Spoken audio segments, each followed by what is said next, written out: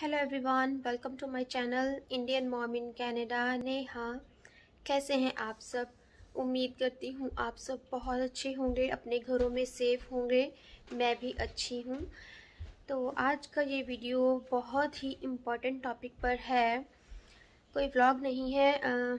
आजकल एक मुद्दा बहुत सुर्खियों में है, दिल्ली मर्डर केस, जिसमें आफताब नामक एक लड़के ने अपनी ही प्रेमिका को बहुत बुरी तरह से मारा तो गला दबाकर, पर उसके बाद उसने उसके 35 टुकड़े किए। कितनी दर्दनाक और शर्मनाक बात है ये।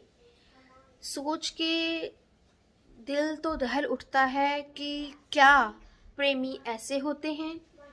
अगर सभी प्रेमी ऐसे होने लगे तो इस दुनिया से प्यार का जो रिश्ता होता है ना, वो तो बिल्कुल ही ख़त्म हो जाएगा। कोई प्रेमी प्रेमिका एक दूसरे पर विश्वास नहीं कर सकेंगे।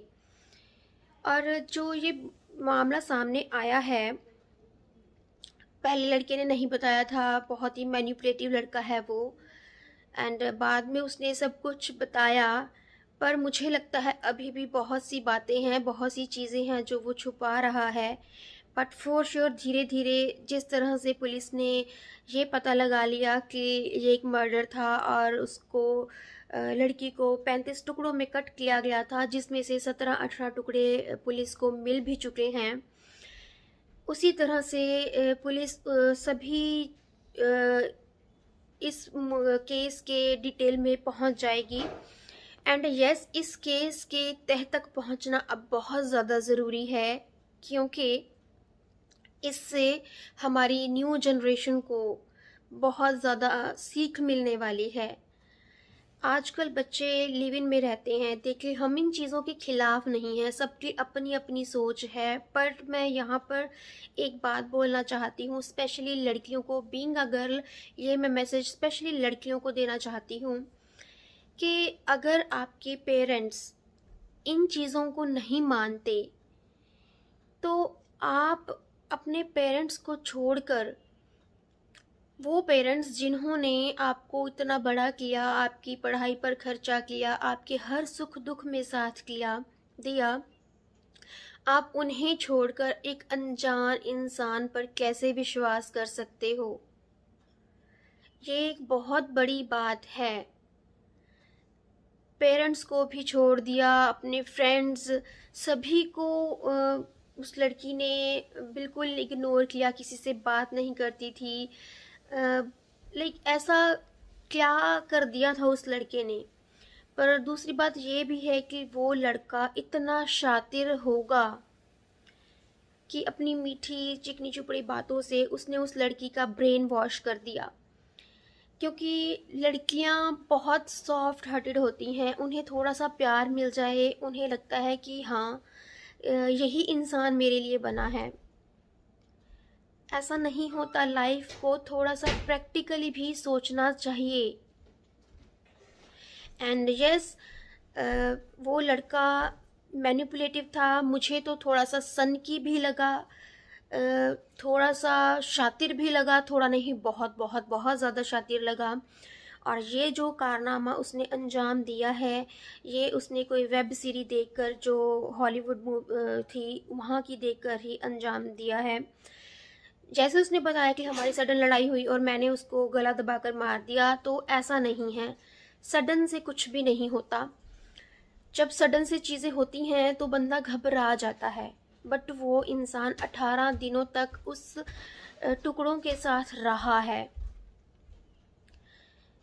मतलब आप सोच नहीं सकते कि उसकी ये प्री प्लानिंग थी। पहले उन्होंने मुंबई छोड़ा, क्योंकि मुंबई में श्रद्धा के पेरेंट्स भी रहते थे। उसको था पता कि यहाँ पर मैं फंस जाऊँगा, तो अपने शातिर दिमाग का यूज़ करके, अपनी चिकनी चुपड़ी बातों में लेकर वो लड़की के साथ दिल्ली शिफ्ट हुआ। और इतने कम टाइम में, बहुत लंबा टाइम नहीं हुआ था उन्हें दिल्ली में रहते हुए, मई में वो आए, है ना, और थोड़े दिनों के बाद ही उसने ये कारनामा अंजाम दिया। तो ये प्री प्लान्ड था। उसने फ्रिज मंगवाया। देखिए एकदम से तो कोई भी चीज़ डिलीवर भी नहीं होती, तो ये सब चीज़ें पहले से ही प्री प्लान्ड थी। जो उसने इतना बड़ा हादसा, इतना बड़ा मर्डर प्री प्लान किया और अपनी ही प्रेमिका के टुकड़े टुकड़े कर दिए। क्या ये प्यार था? प्यार तो ये किसी भी तरह से नहीं हो सकता, क्योंकि सब चीज़ें प्री प्लान्ड थी। बट अभी तक ये नहीं पता चला कि ऐसा करने के पीछे मेन रीज़न क्या था। और फॉर श्योर ये कोई पहली लड़की तो होगी नहीं जिसको उसने फंसाया होगा। इससे पहले बहुत सी लड़कियां उसके चंगुल में फंसी होंगी और मे भी उसने उन लड़कियों के साथ भी कुछ किया हो। बट ये मामला सामने आया बिकॉज श्रद्धा के पेरेंट्स वरीड थे अपनी बेटी के लिए, जो वो मुंबई से दिल्ली आए अपनी बेटी के बारे में पता लगवाने के लिए, और उन्होंने पुलिस स्टेशन में जाकर उसकी गुमशुदगी की रिपोर्ट लिखवाई या जो भी किया। एंड एक मैसेज भी देना चाहती हूँ। ये मामला तो देखिए अभी पुलिस सॉल्व करेगी। बहुत ही बुरा हादसा ये हुआ, बहुत ही बुरा मर्डर था ये। अगर हमारी यंग जनरेशन इस चीज़ के पीछे बढ़ रही है तो आप सोच लीजिए कि हमारी जनरेशन का क्या होने वाला है, ऐसे बच्चों का भविष्य क्या होने वाला है। एंड ये भी सुनने में आया है कि वो बंदा मर्डर करने के बाद भी इतना स्ट्रांग रहा कि फ्रिज में टुकड़े रखने के बाद डेली वो अपने वर्क प्लेस पे जा रहा था। हमारे घर में एक कोई छोटा सा जीव भी मर जाता है तो उसको देख देख कर भी हमारे मन में कुछ होने लग जाता है। तो जिस बंदी से वो प्यार करता था उसको कत्ल करके, उसको फ्रिज में उसके पीसेस करके, रोज़ रात को उसको जंगलों में पीसेस को छुपा के या गिरा के वो घर वापस आ जाता। अपनी इतनी मेंटल स्टेबल कंडीशन में था कि अपने वर्क पर भी जा रहा था, उसे अंदर से कुछ बुरा नहीं लग रहा था कि उसने कुछ बुरा कर दिया है। क्या साबित करना चाहता था ऐसा करके वो, मुझे तो समझ नहीं आती कि क्या उसके माइंड की ये गेम थी, उसको क्या मिलने वाला था इससे। भाई अगर लिव इन में रहते थे, तुम्हारी नहीं बनती थी, तुम लोगों में कोई दिक्कत थी, तो किसी को मारना, इतनी बेरहमी से मारना इज़ नॉट द सॉल्यूशन। अलग हो जाओ। अभी आपकी शादी भी नहीं हुई थी, आपके पास कोई रिस्पॉन्सिबिलिटी नहीं थी, आपके कोई बच्चे नहीं थे। इस तरह से किसी को मार देना किसी का हक नहीं है। इस जीवन में लाना, इस जीवन से ले जाना, यह एक काम इंसान नहीं करता, भगवान करते हैं। तो ये हादसा मैं डिस्कस नहीं करना चाह रही थी। मेनली मैं अपने चैनल पर पॉजिटिव चीज़ें बताना चाहती हूँ। बट यस, मैं उन सभी मुद्दों को भी डिस्कस करना चाहती हूँ जिनसे हमारी न्यू जनरेशन या लोग अवेयर हो जाएं, अपनी आंखें खोलें।